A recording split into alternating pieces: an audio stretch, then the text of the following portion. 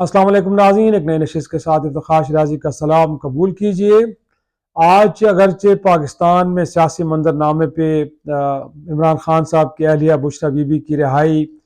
اور اس کو لے کے ڈسکشنز ہوتی رہیں کہ کیا یہ ڈیل کا نتیجہ ہے کہ ڈھیل کا نتیجہ ہے، یہ کیسے ممکن ہو گئی کہ وہ رہا بھی ہو گئیں اور پشاور بھی پہنچ گئیں اور ان کے خلاف کوئی اور نیا مقدمہ بھی نہیں بنا، نہ ان کی گرفتاری ہوئی اور ان کو پشاور بھی جانے دیا گیا۔ لیکن میں تھوڑا سا آج آپ کو 26ویں آئینی ترمیم کہ جس پروجیکٹ کو مکمل کرنے کے بعد حکومت بھی گویا کہ بغلیں بجا رہی ہے، خوش ہو رہی ہے کہ شاید انہوں نے جو منصوبہ تھا بڑا اس کا کم از کم 50% تو اچیو کر لیا۔ گویا کہ عمران خان کا معاملہ تو فوجی عدالتوں میں وہ نہیں لے جا سکے، لیکن بہرحال جسٹس منصور علی شاہ صاحب کا راستہ روکنے میں کامیاب ہو گئے، ان کو چیف جسٹس نہیں بننے دیا گیا۔ لیکن جو نکات میں آپ کے سامنے ناظرین رکھنے جا رہا ہوں، میں اس کی بنیاد پہ یہ دعویٰ کر رہا ہوں اور آپ کو کہہ رہا ہوں کہ ان نکات کو جب یہ معاملہ بے شک کانسٹیٹیوشنل بینچ کے سامنے کیوں نہ آئے،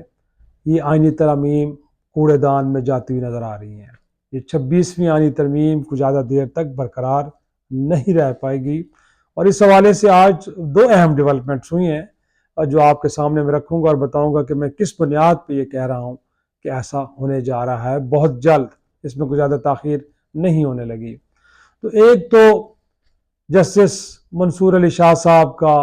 چیف جسٹس قاضی فائزہ کے جو کل کے دن رخصت ہو جائیں گے، اور اس ملک میں جس طرح جنرل باجوہ نے جب ان کی مدت ختم ہوئی تھی تو انہوں نے کہا تھا کہ کل وہ گمنامی میں چلے جائیں گے، تو جسٹس فائزہ صاحب بھی کل کے بعد گمنامی میں چلے جائیں گے، اور ان کا ذکر پھر تاریخ میں جیسے ہوگا وہ تو خیر ہوتا رہے گا، لیکن بہرحال وہ اس منظرنامے سے غائب ہو جائیں گے۔ ان کا نام جو منصور علی شاہ صاحب کا دوسرا خط ہے، اس خط میں انہوں نے کہا ہے کہ کیونکہ ان کے تحفظات پریکٹس اینڈ پروسیجر کمیٹی پہ قائم ہیں اور اس سے متعلق جو آرڈیننس آیا ہے، گویا کہ وہ ایک بار پھر کہہ رہے ہیں، اور اس سے پہلے بھی وہ کہہ چکے ہیں اپنے 23 ستمبر کے اپنے خط میں کہ اس معاملے پہ فل کورٹ بننی چاہیے، اور فل کورٹ اس آرڈیننس کا پہلے تو فیٹ ڈیسائیڈ کرے، اس کا مقدر ڈیسائیڈ کرے کہ وہ بدنیتی پہ تھا، حکومت کی جانب سے میلا فائڈی تھا اور نہیں تھا تو ہو، اس کے بعد ہی جا کے وہ کسی بینچ کا حصہ بنیں گے جو بینچ تشکیل دیے جا رہے ہیں، ورنہ جو عام مقدمات ہیں وہ سائلین کے عہدے سنتے رہیں گے لیکن کسی خاص بینچ کا وہ حصہ نہیں بنیں گے۔ تو یہ ایک بڑا امپورٹنٹ نکتہ ہے، کیونکہ وہ جو آرڈیننس آیا تھا جس کے نتیجے میں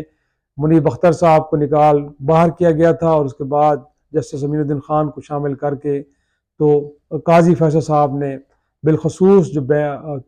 کیس لگایا تھا سماعت کے لیے وہ 63A سے متعلق تھا۔ آپ کو معلوم ہوگا ناظرین کہ وہ گویا کہ کیس تھا کہ جس کے نتیجے میں حکومت کو ایک راستہ ملا کہ اس راستے کے ذریعے فلور کراسنگ کو جائز قرار دیا گیا، اور پارٹی لائن کے خلاف جا کے ووٹ کرنے والے جتنے بھی پارلیمنٹیرینز ہیں ان کے ووٹ کو کاؤنٹ کرنا گویا کہ جائز قرار دیا گیا، ان کے جرم کو، اس ہارس ٹریڈنگ کو جائز قرار دیا گیا۔ تو یہ وہ کیس تھا جو اس کے بعد لگا تھا۔ تو اگر فل کورٹ، کیونکہ یاجا افریدی صاحب اب بات ہو گئے چیف جسٹس، تو ہو نہیں سکتا کہ وہ اس خط کو اگنور کریں، تو فل کورٹ جب بیٹھے گی اور اگر وہ اس آرڈیننس کو بدنیتی میں قرار دیتا ہے تو اس کے بعد بننے والا بینچ اور اس کے نتیجے میں جس کیس کی سماعت ہوئی تھی اس کے فیصلے کو بھی کالعدم قرار دیا جا سکتا ہے۔ تو ہم کہہ سکتے ہیں کہ پھر چیف جسٹس عمر عطا بندیال صاحب جو 2022 میں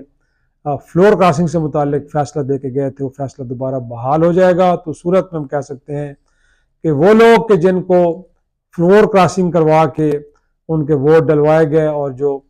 26ویں آئینی ترمیم کو میک شور کیا گیا پھر ان کے ووٹ کاؤنٹ نہیں ہوں گے، تو لامحالہ طور پہ یہ جو 26ویں آئینی ترمیم کا محل ہے یہ دھڑام سے منہ کے بل گرے گا۔ اور اس سے آگے چل کے اگر ہم بات کریں تو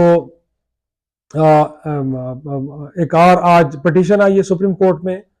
افراد صاحب خٹک کے جو کسی زمانے میں NP کے بڑے سرکردہ رہنما تھے، ان کی جانب سے ایک پٹیشن ہے جس میں یہ کہا گیا کہ جو 26ویں آئینی ترمیم ہے اس ترمیم کو کالعدم قرار دیا جائے، کیونکہ یہ عدلیہ کی آزادی پہ ایک حملہ ہے، یہ آئین کے منافی ہے، گویا کہ جو اس کی ایسنس ہے کہ اس ملک کے اندر عدلیہ ہر قسم کی مداخلت سے اور دباؤ سے آزاد ہو، یہ پوائنٹ اپنی جگہ پہ، لیکن جو دو اہم نقطے اس میں ناظرین اٹھائے گئے ہیں وہ بڑے ہی ویلڈ ہیں۔ ایک تو یہ کہا گیا کہ اس سارے عمل کے دوران جو میں نے آپ کو بتایا کہ فلور کراسنگ گویا کہ اس کے ذریعے 2/3 اکثریت کو میک شور کیا گیا، سینٹ کے اندر بھی اور قومی اسمبلی کے اندر بھی، تو لہٰذا یہ اس جرم کے ذریعے ہوئی ہے یہ ترمیم، تو لہٰذا دباؤ کی کیفیت میں ارکان پارلیمان نے ووٹ دیا۔ اور آپ کو معلوم ہے کہ بالخصوص سینٹ کے اندر تو بی این پی مینگل کے قاسم رونجو صاحب اور ان کے ساتھ جو ان کی نسرین صاحبہ ہیں جو سینیٹر ہیں، دونوں نے اس بات کا اقرار کیا ہے، بلکہ قاسم رونجو صاحب تو باقاعدہ اپنے پارٹی قائد اختر مینگل کے ساتھ کھڑے ہو کے استعفیٰ دے کے بھی چلے گئے ہیں، اور انہوں نے اس بات کی تصدیق کیا ہے کہ ان پہ دباؤ تھا اور ان کو ہراس کر کے ان سے ووٹ لیا گیا۔ تو ظاہر سی بات ہے جو فراز صاحب خٹک اپنی بات پٹیشن میں بات کر رہے ہیں اس کی گواہیاں خود ارکان پارلیمان بھی دے رہے ہیں، اور یقینی طور پہ وہ 4 آزاد ارکان تحریک انصاف کے جنہوں نے قومی اسمبلی میں بھی ووٹ کیے ہیں، جب عدالتیں ان کو بلائیں گے اور کسی دباؤ سے ہٹ کر ان سے پوچھا جائے گا تو وہ بھی قاسم رونجو صاحبہ اور یا نسرین شاہ صاحبہ جیسا جواب دیں گے کہ ہاں بالکل ان پہ دباؤ تھا، اس کے نتیجے میں ووٹ ڈالا۔ تو یقینی طور پہ وہ پھر اس کے بعد تو ان آئینی جو ترامیم ہے، ان کی جو حیثیت ہے قانونی، وہ ایک طرح سے ختم ہو جائے گی، تو لامحالہ طور پہ ان کو واپس لینا پڑے گا۔ اور اس میں جو دوسرا نقطہ اٹھایا گیا اس پٹیشن میں ناظرین وہ یہ ہے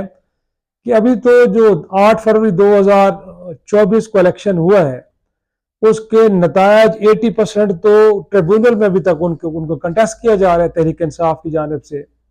فارم 47 45 کی کہانی ٹریبیونل میں چل رہی ہے، تو بہت سارے کوئی کہ 80% تعداد بنتی ہے، 80%، تو 80% تعداد اگر بنتی ہے تو کل کو اگر ٹریبیونل کے اندر وہ جیتے ہوئے لوگ ہارے ہوئے تصور ہوں گے، جن میں بالخصوص جو اسلام آباد کی 3 نشستیں ہیں کہ جو تحریک انصاف سمجھتی ہے، اور مصطفیٰ نواز کھوکھر صاحب کے جو انڈیپینڈنٹ کینڈیڈیٹ کے طور پہ الیکشن لڑے ہیں وہ بھی یہ کہتے ہیں کہ جو فارم 47 ان کے پاس ہے تحریک انصاف کے پاس بھی وہی ہے، تو اس کا مطلب ہے کہ تحریک انصاف یہ تینوں کی تینوں نشستیں جیتی ہوئی ہے۔ تو یہ تینوں نشستیں ہیں، اور اس کے علاوہ یہاں تک کہ میاں نواز شریف صاحب کی لاہور کی بھی جو نشست ہے اس کے اوپر بھی الیکشن ٹریبیونل کے اندر معاملات چل رہے ہیں۔ تو اگر ریزلٹس بڑے پیمانے پہ تبدیل ہوتے ہیں تو یہ لوگ کہ جنہوں نے آج ترمیم کے حق میں ووٹ دیا ہے، نون لیگ کے یا پیپلز پارٹی کے، یہ تو رکن پارلیمان ہی نہیں رہیں گے، تو پھر ان کی رائے کو تو ظاہر سی بات ہے آپ اپہولڈ کر کے تو اس بڑی ترمیم کو تو آپ ویلڈ قرار نہیں دے سکتے، کیونکہ یہ تو سرے سے رکن پارلیمان ہی نہیں ہے۔ تو اس بنیاد پہ بھی یہ گویا کہ ترامیم اڑ جائیں گی۔ اور آج آپ نے دیکھا ہے کہ بلال بھٹو زرداری صاحب نے جو بی بی سی کو انٹرویو دیا ہے اس میں بھی انہوں نے کہا تو یہ ہے کہ جب ان سے سوال کیا گیا کہ اب ہی کیوں آپ نے ترامیم کرے، تو انہوں نے کہا کہ چیف جسٹس قاضی فائزہ صاحب نہ ہوتے تو شاید ہم یہ ترامیم نہ کروا سکتے۔ تو بالواسطہ طور پہ انڈائریکٹ انہوں نے یہی کہا ہے کہ چیف جسٹس قاضی فیصل صاحب نے سارے عمل کے اندر ایک طرح سے سہولت کاری کی ہے، 63A کا جو کیس لگا کے اور فوری طور پہ 3 دن کی سماعت میں اس کا فیصلہ دے دیا، اور اسی طرح جس طرح پریکٹس اینڈ پروسیجر آرڈیننس کے اوپر فوری طور پہ عمل درآمد کر کے جو کمیٹی ہے اس کو تبدیل کر دیا گیا، اس میں سے منیب اختر صاحب کو نکال دیا گیا۔ تو یہ ساری باتیں یہ اسٹیبلش کرتی ہیں کہ جو اس پٹیشن کے اندر نکات اٹھائے گئے ہیں وہ نکات بڑے درست ہیں، اور جسٹس شاہجہاں آفریدی صاحب کہ جو ایک ہی چیمبر میں منصور علی شاہ صاحب کے ساتھ کام کرتے رہے ہیں، میں نہیں سمجھتا کہ وہ ان کے اس خط کو اگنور کریں گے، اور ساتھ میں اس پٹیشن کو بھی، اگرچہ حکومت وقت یہ کہہ رہی ہے، آج اعظم علی طاہر صاحب نے کہا کہ یہ اگر پٹیشن آئی بھی سی تو یہ کانسٹیٹیوشنل بینچ پہ لگے گی، تو کانسٹیٹیوشنل بینچ بھی اگرچہ سپریم جوڈیشل کونسل بنائے گی لیکن اس میں بھی چیف جسٹس اور دیگر 3 ججز شامل ہوں گے سپریم کورٹ کے۔ اور بڑی انٹرسٹنگ بات یہ ہے کہ حکومت جس منصور علی شاہ صاحب سے بچ رہی تھی ان کو چیف جسٹس بنانے کے لیے، اگر سپریم کورٹ کے کمیشن میں شامل ارکان نے ان کو آئینی بینچ کا سربراہ کے طور پہ نامزد کر دیا، ان کے حق میں ووٹ دے دیا، اور اپوزیشن کے بھی جانب سے جو 2 لوگ ہوں گے اگر انہوں نے بھی کہا کہ ان کو بنانا چاہیے تو حکومت پھر کہاں جائے گی؟ اور اگر وہ آئینی بینچ کے سربراہ بن گئے تو اس کا مطلب ہے کہ یہ معاملہ ادھر ہی جائے گا۔ جب ادھر جائے گا تو منصور علی شاہ صاحب ظاہر سی بات ہے آئینی اور قانونی بنیاد پہ سوالات اٹھاتے ہیں، تو ان سوالوں کے جواب نہیں ہوں گے، اور یقینی طور پہ بالخصوص وہ ان سینیٹرز کو کہ جنہوں نے کہا کہ دباؤ انہوں نے ووٹ دیا، اور وہ ارکان قومی اسمبلی کے جو 4 کہ جن سے 2 اکثریت کا میک شروع ہوئی ہے، ان کو بلا کے بھی وہ فری اینڈ فیئر انوائرمنٹ کے اندر پوچھیں گے کہ آپ بتائیں کہ آپ پہ دباؤ تھا، تو اگر انہوں نے تصدیق کر دی تو یقینی طور پہ یہ کیس اڑ جائے گا۔ اور میں یہ کہوں گا کہ آج جو جسٹس منصور علی شاہ صاحب نے، اور میں ایک بات اور بھی ضروری بڑا بتانا یہاں پہ کہ جو ایک سوال اور بھی بلال بھٹو زرداری صاحب سے ہوا کہ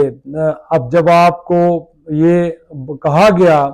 مقتدر حلقوں کو، گویا کہ اسٹیبلشمنٹ کی جانب سے، کہ آپ جو مولانا فضل الرحمان صاحب سے، کیونکہ آپ نے آج خود کہا ہے نا بلاول صاحب نے کہ مولانا صاحب اگر اس معاملے میں ووٹ نہ بھی کرتے تو آپ کے نمبرز پورے تھے، تو آپ سے بی بی سی کی جانب سے یہ سوال ہوا کہ آپ کو ملٹری اسٹیبلشمنٹ کی جانب سے یہ کہا گیا تھا کہ آپ سیاسی جماعتوں کے ساتھ گفتگو میں وقت ضائع نہ کریں کیونکہ نمبرز گیم ہم نے پورے کر لیے ہیں۔ تو اس سوال کا جواب انہوں نے دیا، بلکہ اس کو سکپ کر گئے ہیں۔ تو یہ سکپ کرنے سے مراد یہ ہے کہ جو پٹیشن آج آئی ہے وہ پٹیشن بالکل درست کہہ رہی ہے کہ سب کچھ ایک طریقے سے مینج کیا گیا تھا جو کسی صورت بھی قانونی اور آئینی نہیں تھا، تو لہٰذا یہ 26 آئینی ترامیم باقی رہنا بڑا محال نظر آ رہا ہے۔ تو میں سمجھتا ہوں کہ آج جسٹس منصور علی شاہ صاحب نے جو اپنے دوسرے خط میں سر تامس مور کا جو ایک طرح سے کال ہم کہہ سکتے کہ دہرایا ہے، کہ جس میں انہوں نے کہا ہے کہ سیاستدان عوامی فرائض کے انجام دہی کے دوران جب اپنے ضمیر کو فراموش کر دیتے ہیں تو وہ پھر ملک کو تباہی کے راستے پہ ڈال دیتے ہیں، اور انہوں نے کہا ہے کہ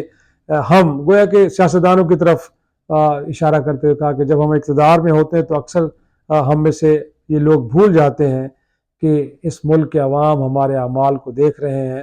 اور تاریخ کسی کو کبھی بھی معاف نہیں کرتی۔ تو میرا خیال میں اس سارے کھیل کے اندر تاریخ کے جو منفی کردار ہیں، تاریخ ان کو بڑے بہترین انداز میں ایکسپوز کرے گی اور ان میں سے کوئی ایک بھی نہیں بچ پائے گا 26 آئینی ترمیم کی طرح۔ اجازت دیجیے، خدا حافظ۔